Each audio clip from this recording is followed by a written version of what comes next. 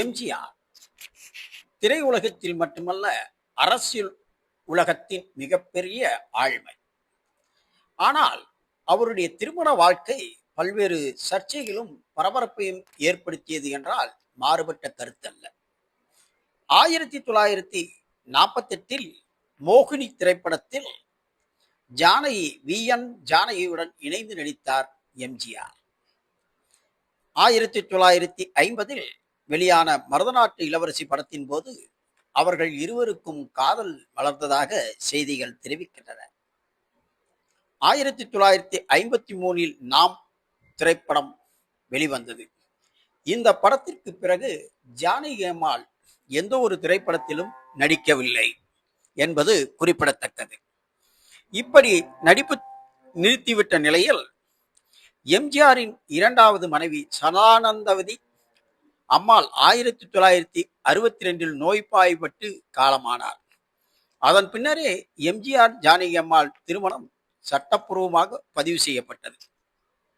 அதற்கு பிறகு எம்ஜிஆர் ஜானகி அம்மாள் திருமணத்தை பற்றி பல்வேறு கருத்துகளும் பரவலாக பேசப்பட்டு வந்த நிலையில் இவர் திருமணமான புதிலில் வண்ணாரப்பேட்டையில் உள்ள லாயர் சின்னத்தம்பி தெருவில் குடியிருந்ததாகவும் அவருக்கு அப்பொழுது அன்றைய திருப்பதி சாமி குத்துச்சண்டை வீரர் பாதுகாப்பு அளித்து வீடு வாடகைக்கு பிடித்து கொடுத்ததாகவும் செய்திகள் தெரிவிக்கின்றன. இன்று எம்ஜிஆர் ஜானகி அம்மாளின் திருமண நாள்.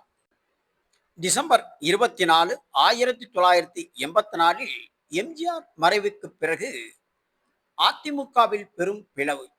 இதற்கிடையே தமிழகத்தின் முதல் பெண் முதலமைச்சராக பொறுப்பேற்றார் ஜானகி ராமச்சந்திரன்.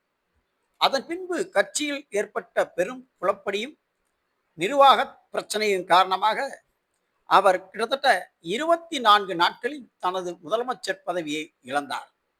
அதன் பின்பு ஜெயலலிதா அதிமுகவின் பொறுப்புகளை ஏற்றுக்கொண்ட நிலையில் உடல்நலக்குறைவு காரணமாக மே 19 1996 ஜானகி அம்மாளும் மறைந்தார். இன்று ஜானகி அம்மாள் எம்ஜிஆரின் திருமண நாள். அவருடைய சர்ச்சைக்குரிய திருமண நாள் பல்வேறு அரசியல் பரபரப்பை ஏற்படுத்தியிருந்தாலும் எம்ஜிஆருடன் அவர் கடைசி காலம் வரை இணைந்து வாழ்ந்து பெருமைமிக்க பெண்மணியாக இருந்தார் என்பது பாராட்டுக்குரிய செய்தி.